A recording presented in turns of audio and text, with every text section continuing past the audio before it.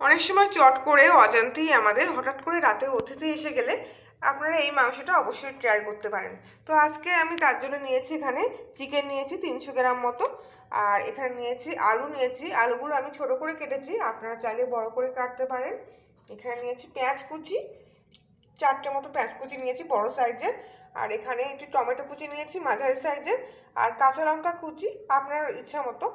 আর এখানে নিয়েছি 1 চামচি করে জিরের গুঁড়ো, 1 চামচি ধনিয়া গুঁড়ো, 1 চামচি হলুদ গুঁড়ো, আর এখানে 1 চামচি আদা বাটা, 1 চামচি রসুন বাটা, আর শুকনো লঙ্কা, গোটা তেজপাতা। আর এখানে আছে সাদা তেল, আপনারা চাইলে সর্ষের তেলও ব্যবহার করতে পারেন। তো চিকেনটা আমি ম্যারিনেট করে নেব। তো সম্পূর্ণ চিকেনটা একটা বাটিতে ঢেলে নিচ্ছি।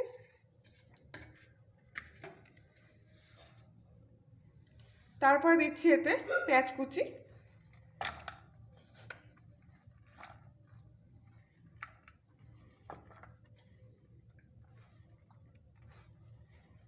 তারপর দিচ্ছি টমেটো কুচি, সঙ্গে লঙ্কা কুচিও দিয়ে দিচ্ছি একেবারে। তারপরে দেবো আলু কুচিগুলো,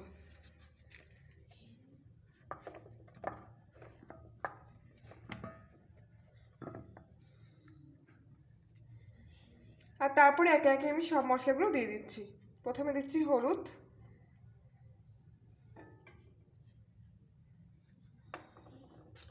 তারপরে দিচ্ছি জিরে,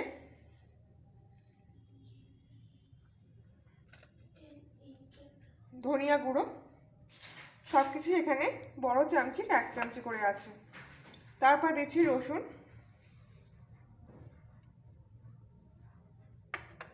আর তারপরে দিচ্ছি আদা।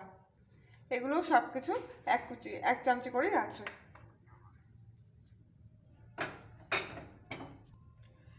তারপর দিচ্ছি অল্প পরিমাণ লঙ্কার গুঁড়ো, এটা আপনারা আন্দাজ মতো দিতে পারেন, যেমন ঝাল খাবেন তেমনি।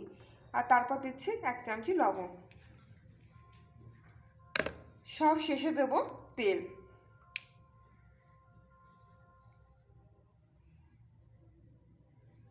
একশো গ্রাম মতো তেল আছে এতে, আমি সম্পূর্ণ তেল ঢেলে দিলাম। এবার আমি এটাকে অনেকক্ষণ ধরে মেখে নেব। এবার আমার সবটা মাখা হয়ে গেছে।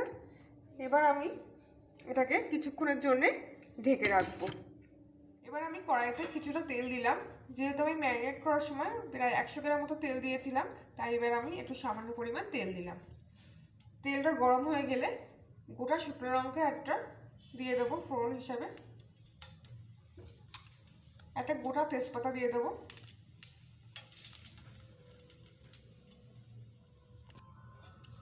ভালো করে এগুলো ভাজা হয়ে গেলে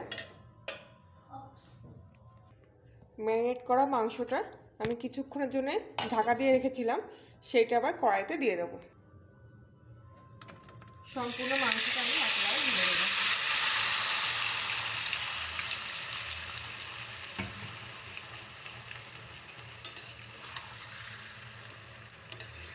আস্তে আস্তে অল্প নাড়াচাড়া করে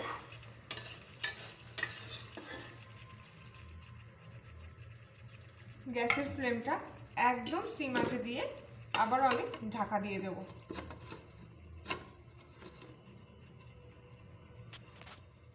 10 মিনিট পর আমি ঢাকনাটা খুললাম, আর দেখুন মাংসটা কি সুন্দর হয়ে গেছে।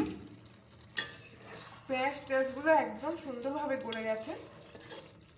তো এবার আমি ভালো করে নাড়াচাড়া করে নেব, তলা দিয়ে ওপর দিয়ে পুরোটাই সম্পূর্ণ ভালো করে নাড়াচাড়া করে নেব।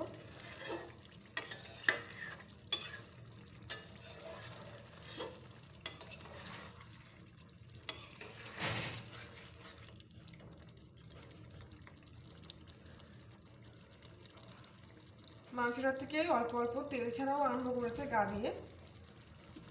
তো এবার আমি আবার ঢাকা দেব, দিয়ে 5 মিনিট দমে বসিয়ে তারপরে আবার খুলব।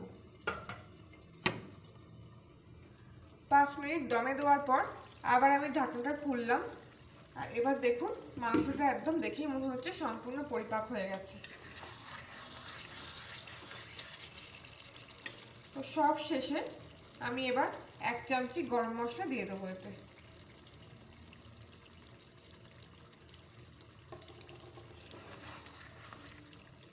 ভালো করে মিশিয়ে নেবো গরম মশলাটা।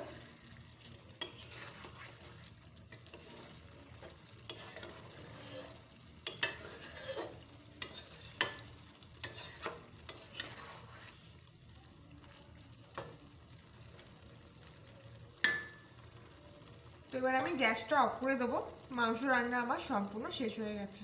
এইভাবে মাংস রান্না করলে যেমন অল্প সময় হয়ে যায়, তেমনি খেতেও খুব টেস্টি হয়। তো আপনারা একবার নিশ্চয়ই এটা ট্রাই করবেন, খুব ভালো লাগবে। আর মাংসটা গরম ভাতে, রুটি কিংবা পরোটার সাথে খেতেও কিন্তু খুব ভালো লাগবে। তো আজকের ভিডিও এখানেই শেষ করছি। আবার অন্য একদিন ফিরে আসবো নতুন একটা রেসিপি নিয়ে। সবাই ভালো থাকবেন, সুস্থ থাকবেন।